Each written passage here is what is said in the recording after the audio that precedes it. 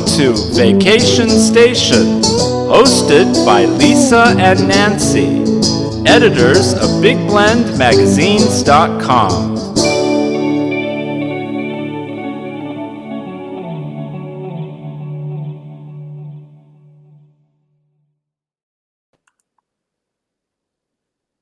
Hey, everybody, welcome to Big Blend Radio's Vacation Station Show.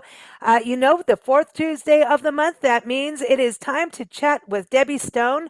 We call her the Fire Monkey. She's got a little Spitfire in her, and she travels around the globe, across the country. And today she is joining us to talk about her adventures on the island of Hawaii. Her article about it is all up on nationalparktraveling.com. We're very excited because she got to go to a park that we talk about a lot on our shows with the National Parks Arts Foundation, artists in residence that go to Hawaii Volcanoes National Park, and she got to go there so we can have insights on that. She went to another national monument. She went to Hilo. She went to Kona. She played with coffee. I shouldn't say she played with coffee. She drank coffee. She ate well. She went snorkeling. She played in waterfalls. She got to see these amazing waterfalls. I mean, she had a good time, and she had shaved ice, which is a little different. So we've got a lot to talk about today. So welcome back, Fire Monkey. How are you? I am doing very well. Aloha to you. I know. Aloha. I want to say you. I just have you playing everywhere because you are a fire monkey. I'm like she's playing with her snow cone, but it's a snow cone is not a snow cone. It's not. Shaved ice. Is different than a snow cone, right? Definitely, most definitely. Yeah, yeah. You have to have one if you go to any of the islands of Hawaii because it's a definite, popular treat, and there's a big difference, totally difference. Snow cone is the kind of it's like chopped ice kind of thing. This is just, totally it's made with shaved, not crushed ice. So it's, then it's like mounded into this little cup or a cone or whatever, and they put syrups on it, and then you can be toppings with all different kinds of things. And so yeah, it's one of those things that you have to at least try. I've had it now several times, the different islands that I visited over the years, and I always look forward to having it when I go to the islands. It's just a great treat.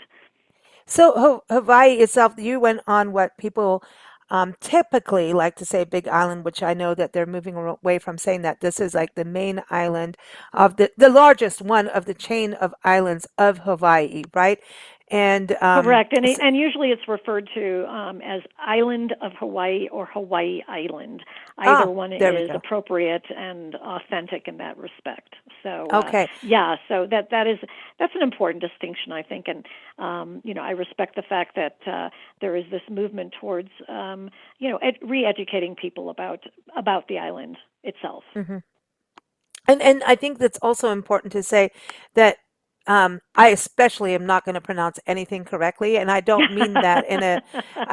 I'm terrible at it, and I try it, and until I actually stay in a place for a long time, it takes a Yeah, while because it does. I've lived in too many places where my brain goes into different, languages, literally, Yes. and I'm blonde, so that's my excuse, and I'm sticking to it. That's an old, terrible excuse to have. No, but I think when you actually stay in a place for a while and really get Yes. you need to be in a place for about a month or so before you really start to understand the lingo and the language, the dialect, and so it takes a while, but we want to get it as best as we can. And I think that's a thing to go to Hawaii to so that we can learn, the actual just how to say things. I mean, to me, that's the thing. I want to say things correctly. We do so many interviews with people around the world, and I'm like, I will sit and pronounce and practice and pronounce and practice. They get on the show, have it all right. They said, "Oh, you said it perfectly." As soon as we hit the record button or go live, oopsie, I'm so sorry. I didn't mean it. So know that.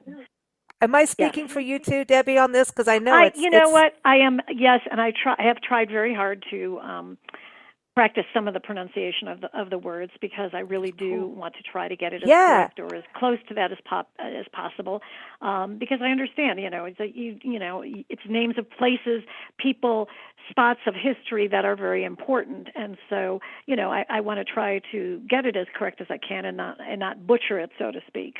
And Hawaii is, a lot of us are used to Hawaii Yeah, and not putting the apostrophe between the two I's, and it's right, Hawaii. right. So that would be a good starting place. And this is the Yes, main it is. island that you're talking about. And so you went and apparently were met with some rain. Well, the first place that we were in was Hilo, and Hilo has a distinction of being the wettest city in the United States. And I don't think I knew that beforehand, although I quickly got to observe and experience that when we were there. It really does rain there. I think they say it rains about an average of 276 days a year, and you'll get these heavy. When we were there, we got these heavy squalls, these downpours, but then all of a sudden it would stop and the sun would come out. And it was nice and warm and toasty, and you'd go about and do your whatever you needed to do, and then however long later it would do it again. And so it was kind of one of these things of ebbs and flows, and we kind of just my husband and I, who was with me traveling, we just kind of got used to that. We had a decent raincoat, so we just it went on and then went off. The raincoat on, the raincoat off. So Wow. you just get used to it. But the upside or the silver lining to all this liquid sunshine is the fact that the waterfalls were spectacular, because they were, thundering. They were just unbelievably beautiful, and I Oh. love waterfalls. I'm a waterfall. They are magnets for me. So I was thrilled about that, because there are some really notable ones on the island of Hawaii. So that was a great experience to be able to see those. I mean, your photos and everyone, Debbie's got her article up on nationalparktraveling.com talking about her adventures on the island of Hawaii. And so just type that in, island of Hawaii, and it'll come up. And you also see all kinds of other things about the beautiful state and all the islands. But your photos, you've got these amazing waterfalls, and it looked like no matter where you went, you were in a place of paradise. And so, I mean, did you kind of pinch yourself like, hey, I am in this paradise world? And when you're in that kind of paradise, do you feel like, I'm in this majestically beautiful place with, some of the places you were hiking through with wild orchids and flowers. And do you feel like you want to take care of this place when you're Oh, there because definitely. I it's mean, so it's special? and so many of the places are preserved and conserved, and there are beautiful botanical gardens, and such a lush and dazzling, colorful place. Everything is verdant green, and then all these beautiful tropical flowers and plants. And yes, you do pinch yourself. I always consider myself so lucky and fortunate that I'm able to visit these places, and especially coming from the desert, coming from Santa Fe and New Mexico, landlocked, and we do not get that tropical vibe, and definitely not the kind of rain that parts of the island that received. And so it really is such a wonderfully different experience, and so exotic in many ways. And yes, I appreciate it so much, and I just think to myself how lovely that these things have been conserved and preserved, and that people take real effort to do that, so that they're there for the future and for other people in the future Mm, generations to be able to appreciate and to mm. learn from as well. And at the same time, you're going to Hawaii Volcanoes National Park, and there it is. The volcanoes do Yes. erupt, everyone. We know this now, right? It's Yes, not some and ancient thing from the past. no, and it's really interesting because the most recent one was It was Kilauea. Kilauea is one of the active volcanoes in the park, as well as Mauna Loa. And there was an eruption on Kilauea in the caldera. I think it was started in 2021, I believe, later in 2021, and actually did not. It completely ended, so to speak, for the time being, just in early March of this year. And so, when we were there, you could definitely see all the steam, the rising, from the crater from the bottom, and it's such a kind of a surreal and this ancient feeling, yet it's not. It's this is very humbling. This is happening to these processes are happening. There's nothing we can do about it. These are Earth's origins. They're evidence. These forces that are still at work and have been for so many umpteen years and will continue to be as well. So it is fascinating experience. And the park is just this ginormous place, and it has so many different ecological zones, and has an amazing archaeological record, and there's a lot of links to the past and to its ranching history. It has a military history. It has decades of exploration and conservation, and it encompasses those summits of two of the world's most active volcanoes, and it's unbelievable. So I tell people, if you don't have much time, you try to do what you can do if you're there. If you're only there for a day or for 24 hours, you do what you can do, and the hope is that you take away, whatever you see, you take away from. But there's just an enormous amount of things that you can see and experience there.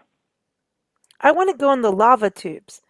That to Oh, me is like a yes, trip. And there's a Crater Rim Drive, and one artist we yes. know, Alice Lease, she went and did every stop and plein air painted Oh my the gosh. overlook from Oh, the Crater Rim Drive, which I think is amazing because that's something yes, that if you don't get out there hiking, that sometimes these drives are the only thing people get to see in a park.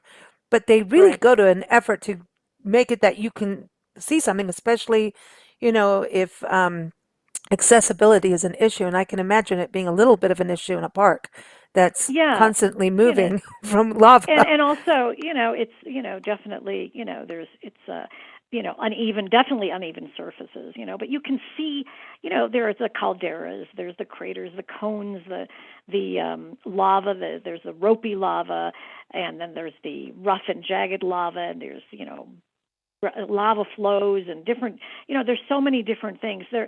The visitor center there at the park is very good. Mhm. It has some very good exhibits.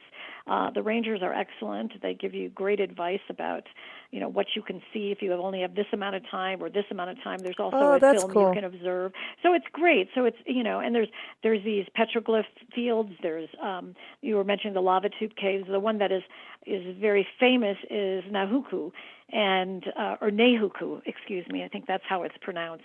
And you go into this, you go into this rainforest before you get to this lava tube, and it's about 500 years old. And you go across this bridge, and you go into the cave, and it's if people are unclear about what a lava tube is, it was made once a riverbed of lava. So the crust, I think, of the outer crust hardened, and the other lava continued to flow, and so it made this tube, and it's amazing. I mean, I've been in lava tubes at Mount St. Helens where you have to crawl inside them. This one you could walk, standing up without a Wow. problem. But it was such a cool experience. I think that's, one of the notable, sites or attractions there. I think it's wild because from the photos I've seen, and it's like the park itself, like you've got this lava and it's the calderas, and so it almost looks like high desert. Then you turn around and then there's like tropical. It's Right. like this contrast that to me, I think that kind of thing is amazing to just see how biodiversity can be when we Oh, protect it, absolutely. And you and know? and this park, not only it's all the environmental things and the landscape, but there are also they have a very big cultural connection. So you've got historic foot trails, and you've got the ruins of fishing villages that were once there. And of course, Wow. some of these caves, the lava tube caves, were inhabited by people umpteen years ago. So it's not only the geological forces, but it's also the cultural aspect of this park. So it's really immense and wonderful, and it can be overwhelming for people the first time. And so I think it's important for them to look at it in parts and pieces and decide, what's important to them, and get some advice from the rangers as to what are the highlights that are important for them to see, and what do they really want to experience when they're at the park, and to understand that yes, it's going to rain, and just to wear good shoes and waterproof raincoats and whatever, and just go and have a wonderful time. I think to me, yeah, and go to the National Park Service website, nps.gov. Yes, And definitely. whenever you go to any park, and you went to another NPS site too, um, and you know, always go there beforehand, because I mean there could be an eruption, and you need to know Yes. where you can or cannot go. And I mean that goes with every single time you go to a park. Things change, construction. I mean, because there's a lot Yeah, of, roads, whatever. Yeah, things anything get could be washed changing. out, or yeah, exactly. Prescribed burns, fire. Yeah, yes, It's always exactly. good to go to the park's website first, or even call them, depending on, who, what, and where. Even state parks, to check it out Yes, first. So I think that's just always sound advice, and try and plan it from the websites too, like what you like, and definitely, like you're right. saying, the rangers have so much information, and I think it's exciting now that we've kind of moved out of the COVID crazy to get back to ranger programs and stuff like that, is so that it Yes. I mean those are the coolest things when you can go to programs. Yes, And and get guided tour experiences with rangers who explain to you as you're walking a trail or whatever it is. What is it that you're seeing? What is the connection here? What is the historical emphasis? What is the biodiversity emphasis? What are the plants? All that kind of stuff. It definitely I think gives you a more richer experience, is what I want to say. It mhm. enriches your experience when you can have somebody, and we've talked about this before, whether it's a hiking guide or a naturalist or whatever it is, or kayaking guide, but anybody who has familiarity with the area and has the knowledge base is truly, to me, a gift, a real gift. I agree, and I want to get into your snorkeling adventures, but first I want to go back to Hilo, and you went to Rainbow Falls. Oh, Oh, I like who loved, doesn't want to go to Rainbow Falls just for the name, right? And did see rainbows when you yes, were in? Did yes. you?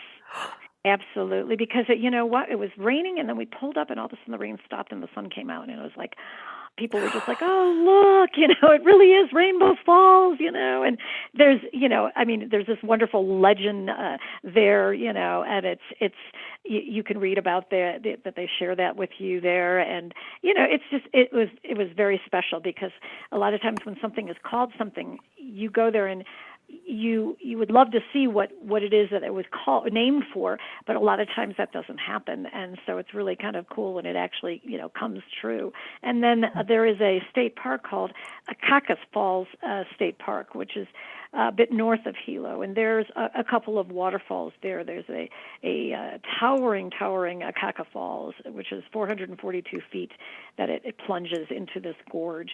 And as you're walking through this loop trail, I said that I felt like it was Honey, I Shrunk the Kids, that feeling, because you're so dwarfed by the surroundings. I mean, these just unbelievable, huge, giant bamboo groves, and these draping ferns, and like you mentioned, wild orchids, and it's like you just are. It's just such a cool sensation. I thought that was just it's such a wonderful experience, but it really did make me feel like, oh my gosh, I feel so little in this place.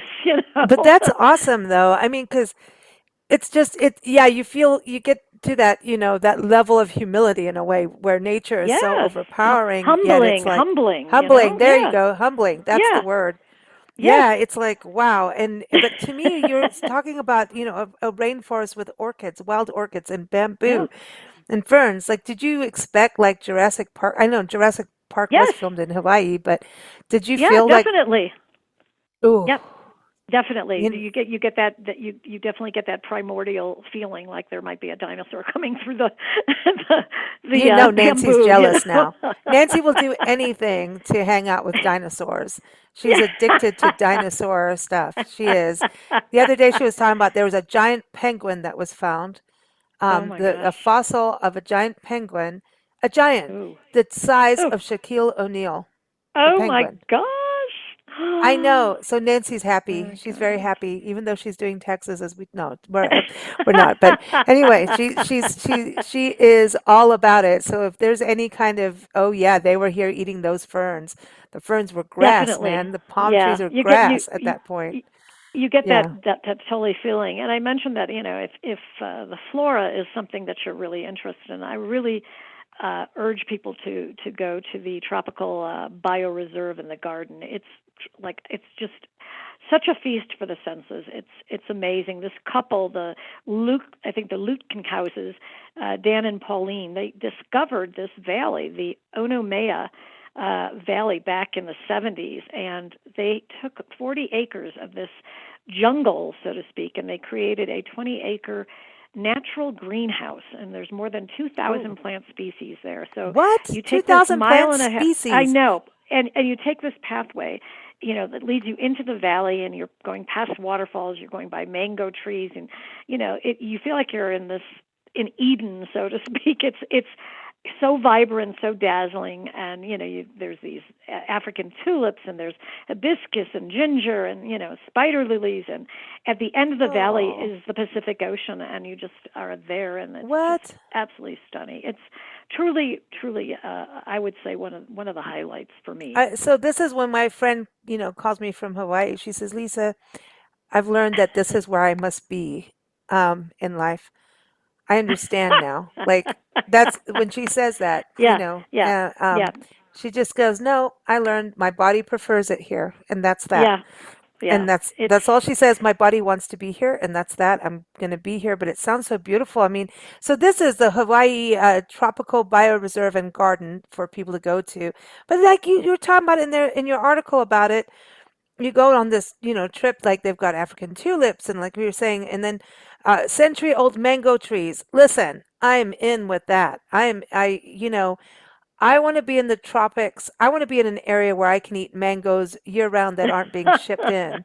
Like that's what I want. And you went to a farmer's market down the road too, and I love that you do that. Nancy and I like to go to farmers markets, oh, and I people love them. they don't understand like as travelers, it's not just for locals. You need to go Yeah. to the farmers markets. That's a huge part of it. Is what is You see growing and all, what yeah, you can what's eat. growing, what's natural here, what's in season here, and sample and taste and look, and I mean, ask questions. I mean, I love farmers markets for all that reason, and they're usually very colorful, and the people who are the vendors and purveyors, I mean, they're always very very welcoming, and they always are happy to answer all your questions, and you can chat with them, and you don't have to feel like you have to buy something, but of course it's fun to taste things, so Wow. buy a few things and taste them. It's a great experience. And Well, it's another kind one of of those. cool that you were there Yeah, at the farmers market, and this is also in Hilo. So you're right, there, and yet you're going to these gardens, so you can see them where they're grown, and then you can go right. and get the fruit of the bounty, literally. Absolutely. And there's another garden that I think is kind of important in the Hilo area, and I'm going to do my best to pronounce it, but Luli Wokulani. Yeah, Luli Wokulani Garden is this beautiful garden right on the bay, the Hilo Bay area, and it was named for the queen of the same name, a Hawaiian monarch, and so it's dedicated to the Japanese immigrants who were living in Mm. Hilo. And it's supposedly the largest Edo style garden outside of Japan. So you walk through and you do feel like you're in Japan, because there is koi, and there are bamboo glades, and there's these stone lanterns, and a traditional Ooh. tea house, and so it's very lovely, and it's right there next to the bay, so it's you get beautiful views of the water as well. So that's also a nice garden to visit. So I And you've encourage been to people. Japan, right? Yeah, and you do feel like as you're walking through it, it's like, yes, they did a wonderful Wow. job to recreate that experience. Wow, wow. So you also went when you were in Hilo to the Lyman Museum and Mission House. So this is interesting because this brings in some of the missionary history to the Oh yes, area. So I mean, there's colonial history, there's missionary history, there's you know, yes, there's all yeah. There's yeah, it's culturally diverse is the way to say it. And very much so, because there was a lot yeah, of immigrants that came to Hawaii, and they came to farm, they came to work, and so the Lyman Mission House was originally built for these New England missionaries. Their names were David and Sarah Lyman, and this was back in the 1830s. And then their descendants established the museum, and the mission house is actually on the state natural registers of historic places. And the mission house, you need a guided tour to go inside, but the museum is incredible. It has this wonderful collection of artifacts, and there's a lot of natural history displays, and there is a whole island heritage gallery area about all the cultural groups that immigrated to the island and their influence. And you'll see how early Hawaiian people lived, and how the culture was affected.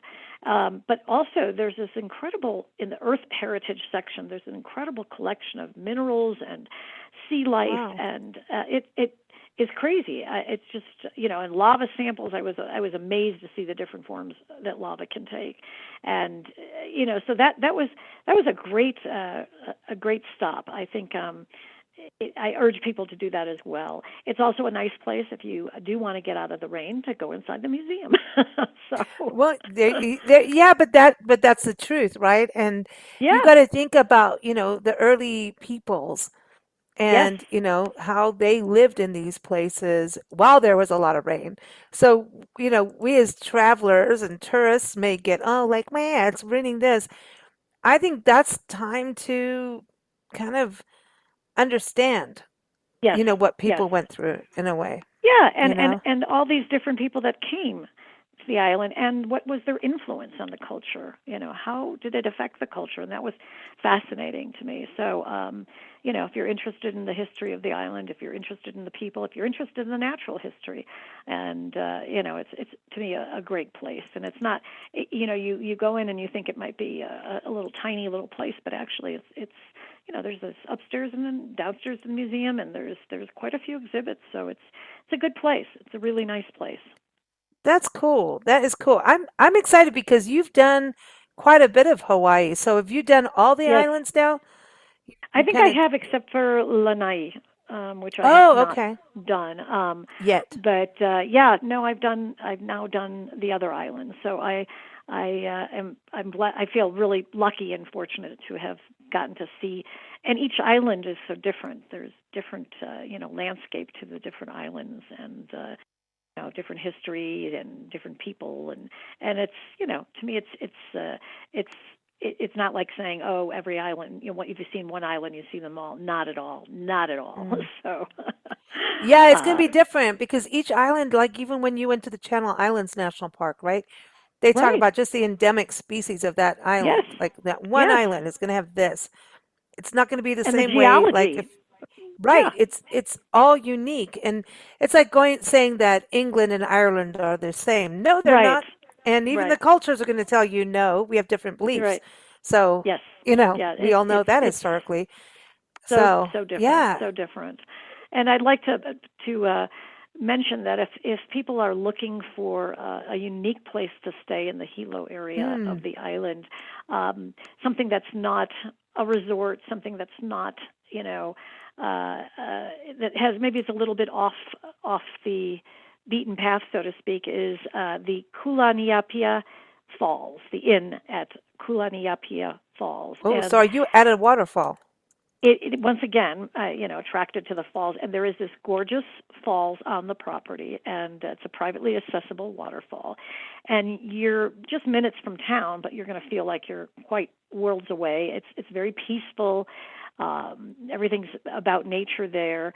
There's an Asian inspiration in terms of the accommodations in the building, and when you're sitting out and having breakfast on the deck there, you're overlooking the falls. And so it's probably one of the most, as I said, picturesque locations where you can eat your eggs, your waffles, your Hawaiian bread, your fresh Ooh, pineapple, and you're just watching the ooh. waterfalls, and it's just listening to the water. And to me, it was just a special experience. Plus, the inn is very eco-friendly. It's a sustainable property, so they generate all their power from a hydroelectric system that's powered by the falls and solar panels. So but you're not roughing it. It's not like you're, completely, out there with nothing. You've got all these amenities. Still got high-speed Wi-Fi. You still have hair dryers and hot showers, and so it to me it was very special. It's just such a unique retreat. I love that they're so environmentally friendly and that people can realize that. I think, solar power, there's there's responsible and irresponsible ways of doing it. And when it's actually being done like on properties and things like that in hydroelectric systems, that there's a way for people to start to understand. So when they go to properties that do this, they can see it firsthand and say, "Oh, I did have a hot shower." And I was taking a hot shower, and my partner over there was, using Right, the hair dryer at the same time, and we didn't short out. right, It's like right, that's exactly. important what you just said there, and then to have this incredible view is Yeah, it amazing was to me. And very, breakfast, very special. you mentioned Hawaii bread, so let's talk about this Hawaiian bread because we get it over here in the States, and you look at it and go, okay, it's a little sweeter. There's something Yes. special about it. Is it the same that we get on the grocery store shelves versus when you're over there? I mean, are we anywhere close to it? It's almost I like think there are Portuguese bread to me in a way, Yeah, the there are sweetness. places I think that probably do come close, or they get it from Hawaii, so it comes as close as it can, So, Mhm. um, but I think it originated actually in Hilo. Actually, from what I understood, I remember hearing or reading something maybe back in the 50s, but it is kind of like a sweet bread. It's soft bread. It's very Mhm. stretchy almost. It's got Mhm. and it's I think it really is very, I very love tasty. it. I always would ask for Hawaiian bread. I mean, you had your choice, and I was like, no, no, no, I want the Hawaiian bread, please. Yeah, yeah, you're So you're there and you want it from there. Yeah. yes, That's yes, that's I always wondered if it's like kind of similar to once you're over here. It's like I know we're all the same country yeah, and everything, yeah. but I but think you there's can people buy that mass bread clearly. produce like stuff Of and then course, you want to know you want right. like the original and like Portuguese bread, it's got to come from a Portuguese bakery, I think. So that's kind of where I'm going with it. It's like, Yeah, yeah, yeah. But I have it's friends who very import their tasty. bread, so I'm like, I understand. You want it as close as you like. They'll get it from Boston or something like that. Right, Um, right. or from like Central California has amazing array of Portuguese bakeries. So, but it's kind of similar, the Portuguese bread and Yes, some of it, but it's not the same because everyone's not quite the different. same. No, That's why no. you travel, because then you'll start Of to go, nope, course. it's not the same. It's You may think different. so. It's different. So then you went to Kona, and I'm always excited to hear about Kona because everyone talks about coffee coming from Kona. And Oh, I yes. want to know before we talk about your amazing diving adventures, is the coffee as good as everyone says that comes on the It is. shows? Like, It's it extremely is. good. It's, If you the know, fire it's monkey says so, I think so. I mean, I because she has to particularly fuel her fire. yeah, I particularly uh like it. It's I don't know, it's very rich. It's it has a distinct taste and a flavor, and it's only Kona coffee. 100% Kona coffee is grown on a stretch of land that is basically almost 30 square miles, I think, on Kona, that you can call it Kona coffee. And it's one of about, I don't know, maybe 600 to 700 coffee farms in this, what they call a Kona coffee belt. And so that's where the coffee grows. And so when you want true Kona coffee, it has to come from this belt, this swath of Oh, land, okay. because the conditions are very favorable for growing coffee there. They have that, of course, the volcanic soil, which is very rich. There's a great natural irrigation system, and so anyway, so people who do go to Kona often will, if they like coffee, will go to take a tour of a coffee farm, and there are several of them that do tours. We chose this one that was called Heavenly Hawaiian, and I had heard and read that this property had the most gorgeous view. It's up high, and so it is. It's truly incredible. The views are amazing from the hilltop location. You're overlooking the ocean, and then of course all the coffee plants and so your guide talks to you about the different varieties and shows you the machines they process the beans, and what they do. They're trying to combat these or challenging invasive species that they have, and it's amazing because I learned that one coffee tree produces only 1 pound of coffee. So think about how many trees are Oh needed my gosh. to satisfy everybody's in the world's consumption of coffee. Because believe me, there's a lot of coffee that's drinking the world, and so it's amazing to find that out. And then to really understand why it's important to get coffee that is, they're farming it responsibly. Absolutely. Yeah. And so it's nice. And of course, then any tour has, the opportunity to sample different coffee, which is wonderful. So Oh man. yeah, it was a lovely experience, and our guide was very knowledgeable. So that was great. But the contrast of that is the historical perspective. And so there's the Kona Coffee Living History Farm, which is fascinating because there was a family there, the Uchida family. And they lived there, 3 generations of the family, between the 20s and 1994, I think. And so you get to see how these pioneers, these coffee pioneers, how they lived and worked there. And you can take a self-guided tour and walk around and see the daily life of this family. You can see their photos. You can see their furniture. They had religious altars. They had all these artifacts that were, of course, speaking to the traditions of Japanese immigrant families who came to Kona.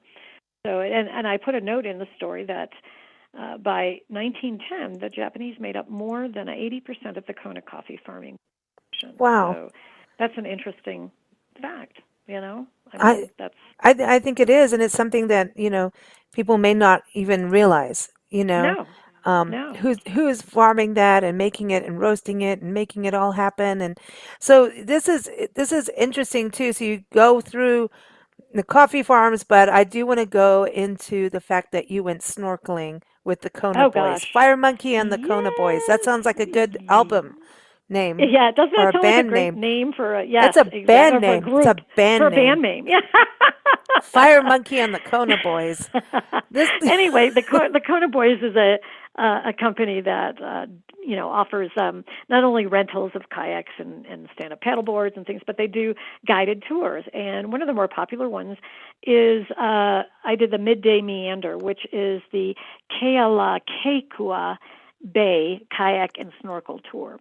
So this particular bay is it's a marine life conservation district in there, and it is a beautiful, incredible underwater park, and one of the most protected deep water bays in the islands. And so we had a guide, and we kayaked across the bay, and you kayak across the bay to one of the most incredible reefs with over 200 species of fish and turtles and eels and sharks and rays.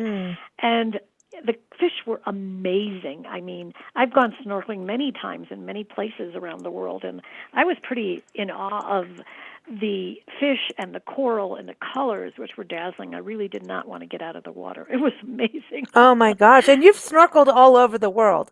Yes. So Yes, this everywhere. is it's important to kind of give a contrast of you really getting it from a global perspective, because we think Hawaii, oh, it's still part of our country, it's not as tropical and as no, that's not true. Oh no, and it was quite amazing. And you snorkel to this, you're snorkeling in this reef, and then it's right there across from Captain Cook's monument. So then, of course, your guide is going to talk to you about the explorer's experiences, and all the things that he did and found, but also his what happened to him in the end. And there is a marker that denotes where he was killed, the hands of a very incensed crowd back in 1779. So you're going to hear a lot about the Captain Cook history, which was fascinating, even though I knew some of it and had kind of vague remembrances of things that I'd read. The guide that we had was quite knowledgeable, so that was a fascinating story to hear. So that Wow. was wonderful, a really wonderful trip, a really great experience. I think if you do go to Hawaii and you do like the water, that snorkeling is going to be a wonderful treat for you. Oh man, this is cool to go and do that, and then also hear some of the history part. To me, that is also just to Yes, connect it all, you know, absolutely, you absolutely, know. and history is everywhere. They have they have national historic parks, and Mm. one of the famous ones that I'm going to try to pronounce is I'm waiting for you to Pu. do it instead of Okay, me. Puanua o Honaunau. That's right, Puanua o Honaunau Oh wow. National Historic Park, and it translates to mean the place of refuge of Mm. Honaunau. And it is one of the most sacred historic places for Hawaii. And it was once home of royal crowns. It was also a safe haven, and this was a very interesting to learn, for those who broke the kapu, or these ancient Hawaiian laws. And these people were punishable by death, but if these people were able to elude their captors, they were able to get to this refuge, they could get absolution. They could be absolved from a high priest, and they would be pardoned, and they would be given a Wow. second chance at life. And so this was very interesting that this was a refuge, but understand that it wasn't a matter of just getting there. This getting there was actually was the hard part, because there was the seas were shark infested. There was black lava rocks not hindering people coming, and they came usually from the seaside. So it was very interesting to learn about that, and you can explore the Mm. grounds. You can walk around. You can see the different things that are there that were constructed of lava rock. There's a temple there, the Haleo Kiwi Temple, which is guarded by these wooden symbols that symbolize the Hawaiian gods. There is a canoe house, a canoe landing, and then there's cultural demonstrations that are conducted on certain days. And we were there, and we saw a woman who was weaving baskets from the coconut fronds, and there was a man who was making poi. So it was fascinating to watch them, to Wow. talk to them, to hear about their experiences, and to learn about these traditional art forms or craft forms. So that was fascinating, fascinating. I, it's always nice to hear it from like the people themselves, you know? Yes, of course, I think that absolutely. is special. I mean, for you to be able Abs- to actually yes. have that, and yeah, that's So important. that was a wonderful thing. And another tour that I'd recommend is the Kona Sea Salt Tour, which was Oh, wonderful. yes. This is a farm that harvests Hawaiian salt from deep seawater, from deep ocean water. That it's called Kona Sea Salt. It's the only sea salt in the world that's made from pure 900-year-old deep ocean water. And the reason it's rich in minerals, rich in flavor, it's one of the highest quality Mm. finishing salts in the world. So, yeah, a pipeline is used to bring the ocean water on shore, and then it's put into this evaporation system. We saw this step-by-step process, and it's dried by the sun, and then the crystals are scooped up by the hand, and they're put into these wooden hoppers, and they dry them, and then they inspect them by hand, and they package them. And at the end of the tour, the fun part, of course, also is to get to taste all these Kona pure and flavored salts, Wow. there were many of them, different flavors, which I loved. It was a fun opportunity, and it's But I something think really this is different. huge because the Yeah, salt thing is actually a really big deal because a lot of our salt now has absolutely. chemicals. We used to go to the store and get salt and it was salt, and now we're not getting that. It's not Right, the same. right, right. It is not. And so to be able to get some pure salt that's done, responsibly, and people, when I talk about stuff like this, they think I'm nuts, Yeah. but I'm No, not. and you can taste the difference. I mean, I found it to be. I found the salt to be delicious, and different flavors I loved. They had herbs in them, or garlic, or there was lemon, rosemary, or Maui onion. It Ooh. was just like ooh, and they gave you different things that you could taste them with, fruits and veggies, and yeah, it was a great experience. But the food in Hawaii for me is just it's a smorgasbord of wonderful, wonderful options, and especially because I'm a pescatarian. Fish and seafood are Oh. my thing, and that you get the freshest of the fresh there. So, yeah, let's talk about the food because I know you had another awesome place that you stayed as well. I want to hear about. But the food, it sounds like you were in heaven, literally, food wise. Absolutely. There is everything from, as I said, macadamia nut crusted mahi mahi. There's poke bowls. There's coconut shrimp. There's bouillabaisse. There's sushi. There's sashimi. There's acai bowls, and wonderful tropical fruits that you can try as well. And then we Mm. mentioned about the shave ice, and so yeah, it's just to me it was a delight to eat on Hawaii. I don't think I could ever find something that I didn't like there. It was just everything's just it's delicious, and Mm. as I said, fresh, and coming from the sea or coming from the land, and so yeah, that's to me eating is definitely a part of Hawaii. What was staying at the Outrigger Kona Resort and Spa like?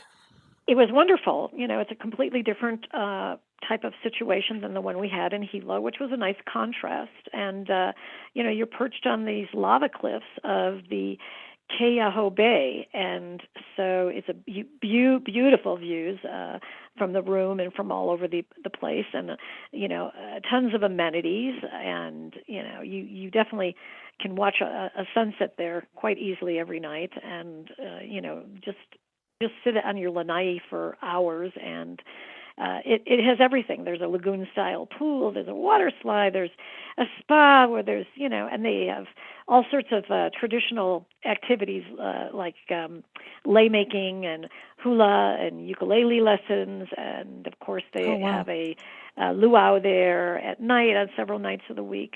But it also has a manta ray viewing deck, which I thought was That's very what I wanted to hear different. about. Oh my gosh. Yeah, it's I, it's amazing. So this is one of the places in the world, the Kona Coast, where you can view these giant manta rays, and the outrigger Kona. These creatures sometimes come at dusk to feed right in front of the resort. Also, they have like a whole education area for uh, this particular creature. It's called the Manta Center, and you can learn about them through these education talks. You can take a snorkel at night with them at the Manta Ray Village. So it's really amazing. We caught the like last part of them when they were there in front of the resort, and I couldn't. The pictures I were not. They were very blurry. I couldn't really get good pictures, but we yeah. did see one or two of them there, and they are giant. They are huge. But it was just such a cool experience and such a neat addition to this property that I thought made it very special. That's amazing. So, from Kona to Hawaii itself, the island of Hawaii, how far is that? And do you just drive there for Oh, people you to mean from understand like that? Kona to Hilo? You mean? Yeah, yeah, that's where I should be saying Oh, from. Yeah. probably about an hour and a half, maybe. Oh, that's nothing, right? You're driving through the center part of the island. There is now a road through the center part of the high, and I think that's what it was in terms of time wise. So it's not that big of Mm. a situation. It's about 1.5 hours, and most people who go to the island usually will rent a car if they're going to go and explore different parts of the island. Especially if they want to go from one side to the other. But there's if people wanted to stay only in Kona, for example, and then go to Volcano National Park for the day, they can take tours. They have special tours that will take people up for the day and guide them through the park. So sometimes it's not necessary. You can just hang out in Kona and then do a series of guided tours each day in different places. Sounds awesome. I want to go. I Yes, want to you go. should. I think that's the thing. Our friends keep like, "Oh, you got to come over. You're not going to." And I'm just like, I don't know. I may never come back. Yeah, I don't know. yeah. It sounds Well, like one of those places that could just kind of suck you yes. in and you know. Yes. Because I know you get sucked into places like Oregon, and Well, you it's get, there's I get. don't you get sucked in everywhere in a way? It's like Yeah, kind I of think I like do. I think I do because everywhere's different, and I appreciate yeah. the difference of every place, the uniqueness of it. So, yeah, it's easy to get sucked into different places because this is just it gets you outside your box, like we've talked about. So if you've lived Mm. all your life and you lived in the desert, or you've lived all your life in the Pacific Oh my Northwest gosh, or in no. New England or wherever it is, or in the South, the Midwest, and you get to go to someplace else and experience that particular part of the country or the world. It's truly special. It's just It totally is. opens And your now eyes. It's different. you're going overseas again. See, check it I out. am. I am heading to France and to Portugal and to Portugal's Azores Islands, which I'm very excited about. So, yeah, I will have Oh, much to talk about when I get back. that is awesome. Well, you have safe travels. We can't Thank wait to catch you. up with you when you get home and tell us about, Europe. And oh Yes. my God, you're going to Portugal. Oh, so we'll get a real update on the sweetbread, right? Like, That's right. Hawaii I'm too. gonna make it definitely a point of investigating. Okay. Oh, it's all about that doughy goodness that we all love, Yes. and doctors tell us not to eat, Yes. and we say, you know what? Yep. You're not my Yep. doctor anymore. No, Just kidding. But I need everyone I need again, to sample. I need to sample it yes, all. You know what I that's the mean? I other need to thing. We're try. travelers. Sampling is Yes. part of our life. Everyone, Absolutely. nationalparktraveling.com is a website where you can go for Debbie's article on Hawaii. Just type in Debbie Stone, Hawaii, and you'll find it. And also go to gohawaii.com. And if you go there, that's a great resource to plan your trip. It has all the places she's talking about for island of Hawaii. And also for the inn, go to waterfall.net. Outrigger Kona Resort and Spa, go to outrigger.com/Hawaii. It's all on our website, on the article on the website. It's easier than me trying to, no one's going to write it all down and put all the dashes. So just go to the article and go to gohawaii.com. And I also don't want to mess up all the names either. So I don't. I I have know. respect for the people and their cultural history and definitely the islands over the years doing so many interviews about Hawaii. It's just to me it just seems like the magical place, and once you go you'll get sucked in, and that will be that. And I know many people that's happened to them, and I'm like, oh, Yep. I know what's Yep. happening there. But safe travels, Fire Monkey. We Thank can't wait to you. hear about your next set of adventures. Okay, sounds good. Thanks so much again. Take care. Thanks, you too. Take care. Bye bye.